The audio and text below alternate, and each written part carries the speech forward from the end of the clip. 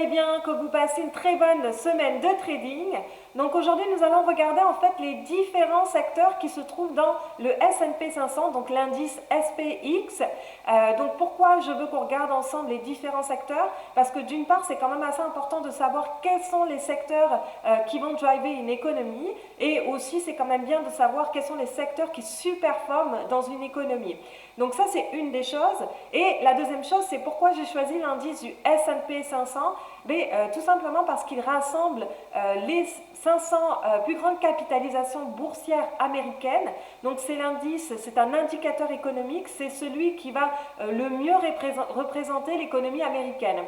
Comparé aux Dow Jones où nous avons seulement 30 capitalisations boursières, ou le Nasdaq en fait qui est beaucoup plus centré technologie, et que nous n'avons pas par exemple le secteur financier qui est quand même un secteur très important de l'économie américaine. Et pourquoi j'ai choisi l'indice américain? Parce que tout simplement ça représente 50% bien évidemment du marché mondial. Donc nous allons regarder ça un peu plus en détail tout de suite. Nous allons voir en fait quels sont les poids différents des secteurs dans l'indice. Donc par ordre bien évidemment de capitalisation boursière, parce que c'est chaque entreprise à son poids par rapport à sa capitalisation boursière. Et ensuite nous allons voir en fait en détail, donc sur TradingView, vous allez voir, je vais vous montrer en fait les différents secteurs et quels sont les trackers qui sont justement qui vont tracker ces indices là, et quels sont les top holdings de ces trackers. Parce que c'est quand même bien de savoir quelles sont les entreprises les plus importantes dans chaque secteur aussi, pour savoir comment ça évolue. Donc on va regarder ça tout de suite ensemble. Alors, donc on a dit qu'on allait regarder qu'est-ce que c'est la consommation discrétionnaire. Donc en fait, la consommation discrétionnaire, c'est la consommation cyclique. Donc en fait, la consommation cyclique, c'est tout ce qui appartient à des besoins en fait secondaires, c'est-à-dire des besoins non essentiels. Comparé en fait à la consommation non cyclique qui est sur des valeurs défensives qui sont en fait ciblées sur tout ce qui concerne en fait les biens primaires. Donc qu'est-ce qu'on entend par biens primaires? Par exemple, tout ce qui est, on va regarder ça ensemble, ça sera plus clair si je mets ça sur l'ordinateur. Donc en fait, il y a quoi? La consommation de base, ça va regrouper donc les entreprises vendant des biens et services essentiels, donc tout ce qui est alimentation, hygiène personnelle, entretien de la maison, tabac, etc. Donc ça, ce sont des besoins primaires, c'est des valeurs non cycliques et défensifs. Alors que la consommation discrétionnaire, c'est vraiment sur vraiment des besoins secondaires. Donc effectivement, ce n'est pas forcément quelque chose qu'on a besoin en premier. C'est généralement de la redistribution. Par exemple, on peut avoir par exemple Starbucks, McDo, Amazon. Ça, c'est un bel exemple de consommation discrétionnaire. Donc voilà, donc là vous avez la définition, la consommation discrétionnaire par opposition à la consommation de base, et l'ensemble des biens et services considérés comme non essentiels. Donc elle est parfois nommée consommation cyclique et s'oppose à la consommation défensive. Donc ça c'est une chose. Donc maintenant on va regarder ensemble sur TradingView en fait les différents secteurs qui vont composer le S&P 500. Alors donc lorsque vous êtes sur TradingView, vous allez sur marché, vous allez sur indice, ensuite vous allez sur indice américain, et non, c'était pas là, excusez-moi, si c'était là, hop, voyons, et là vous allez sur secteur S&P 500. Donc là on va aller sur secteur S&P 500, et là en fait ça va vous donner les codes des différents secteurs qui composent donc, le S&P 500. Donc là vous voyez, vous avez Consumer Discretionary, c'est la consommation discrétionnaire, c'est ce qu'on vient de voir juste précédemment. Consumer Staple, c'est la consommation de base, donc vous pouvez certainement avoir ça en français. Hein. Healthcare, la santé, industrielle, le service technologique, les matériaux. Real estate, c'est tout ce qui est actif en fait réel. Ensuite, communication, les utilities pour les services publics, les financières et l'énergie. Donc en fait ça c'est bien, ça vous donne une petite photo en fait dans la journée, qu'est-ce qui est up et qu'est-ce qui est down. Donc là vous voyez aujourd'hui que la consommation de base, consumer staple, est down, et que les utilities est down aussi. Donc vous voyez deux secteurs, en fait c'est marrant, ce sont les deux secteurs de la consommation défensive, donc cyclique, non cyclique pardon. et c'est les besoins primaires. Donc tout ce qui est consommation de base et utilities, c'est les besoins primaires, donc normalement qui sont non cycliques. Les deux sont down aujourd'hui. Donc voilà. Donc ça vous donne une petite photo en fait de à quoi ressemble l'évolution aujourd'hui, par exemple des secteurs. Ensuite, ce que moi j'ai fait par exemple, je vais vous montrer ça. Je vais mettre ça juste ici. Ce sera plus simple. Donc en fait, première chose, c'est que j'ai donc les différents secteurs. Vous voyez, secteur SPX, j'ai mis ça dans une watchlist et donc ils sont là. Donc là, vous pouvez les voir ici. Je vais agrandir, ce sera peut-être plus simple. Donc je les ai mis ici.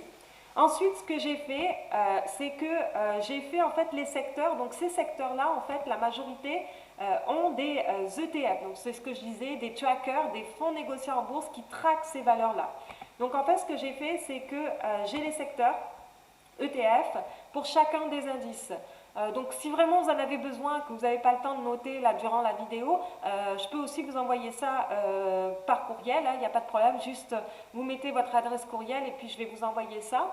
Et ça en fait ce sont les secteurs, par exemple XLP c'est la consommation de base, XLI c'est, vous voyez c'est en anglais, c'est l'énergie, industrielle, discrétionnaire, utilities pour les services publics, technologique XLK, XLV pour la santé et XLF pour les financières.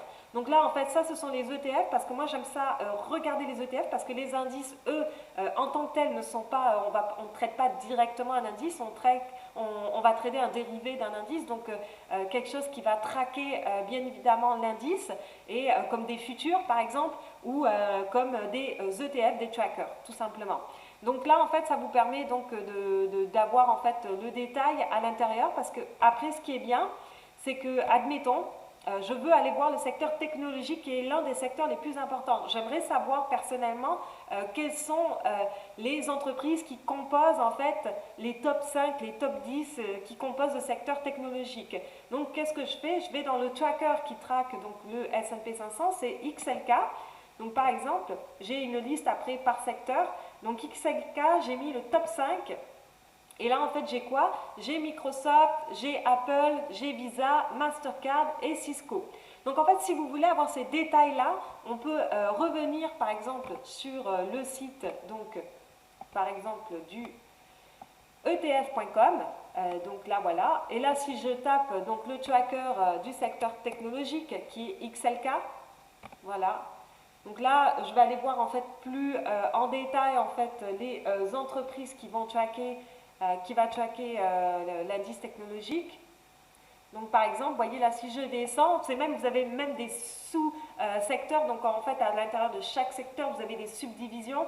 Vous voyez ici software et IT, computer, semi-conducteurs. Semi-conducteurs, c'est l'un des secteurs les plus incroyables ces derniers temps, donc c'est quand même un secteur assez important. Il fait partie de XLK aussi, donc du tracker. Donc là, si je descends, vous avez le détail des top holdings. Vous avez Microsoft, Apple. Donc vous voyez, en fait, là aussi, on rentre parce que ce sont des grosses capitalisations boursières. Donc en fait, XLK va pas mal dépendre de la variation, vous pouvez voir, de Microsoft et d'Apple, parce que Microsoft représente 21% du tracker et Apple représente 19,6% du tracker. Donc ce sont quand même des valeurs assez importantes. Donc ça vous donne en fait le détail de chacun des secteurs. Donc par exemple, si je reviens sur TradingView, admettons, je vais aller voir un autre secteur, je vais aller chercher le secteur de la consommation de base. On va regarder par curiosité quelles sont les entreprises où il y a de la consommation de base.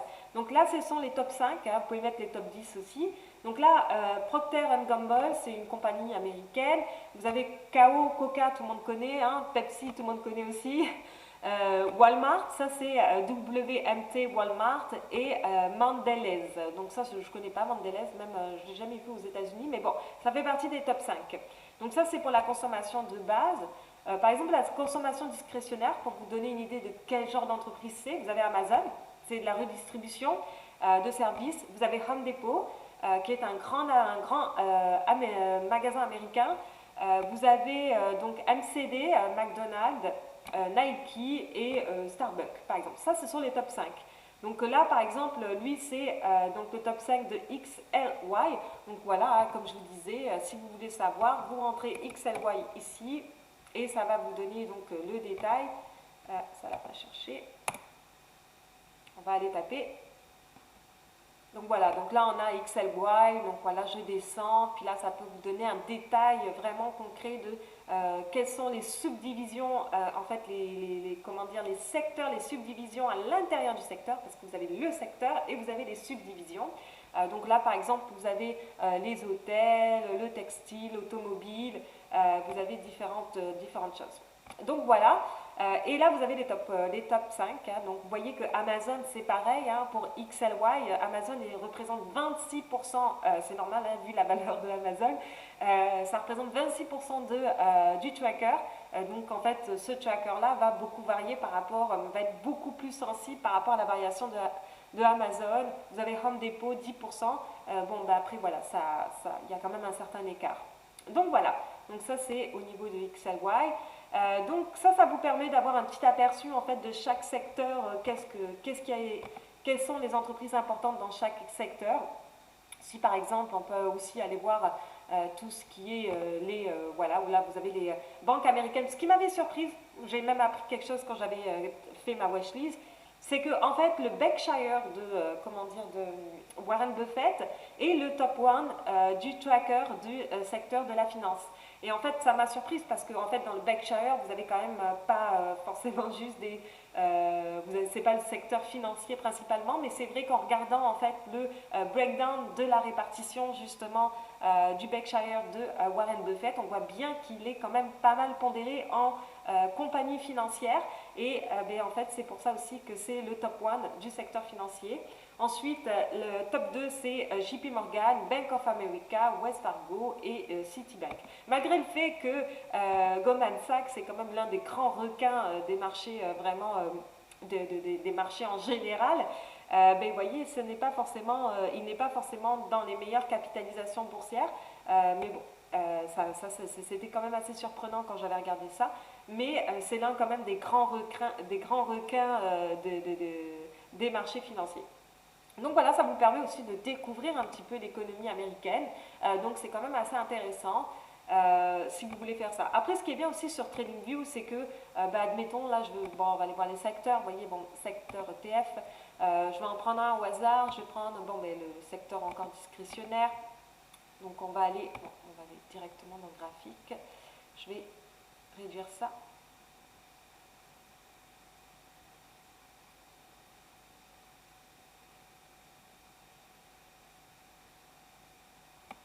Donc, admettons, je vais aller voir XLY par exemple, et là en fait on peut voir sur XLY, je vais enlever les Bollinger Bands, je vais enlever tout ça. Oui, donc j'ai enlevé toutes mes moyennes mobiles, toute ma patente là. Et en fait ce que j'aime faire aussi, c'est que vous pouvez aussi comparer en fait. Donc si vous allez par exemple, il est où modèle indicateur, non. Ici, comparer ou ajouter un symbole.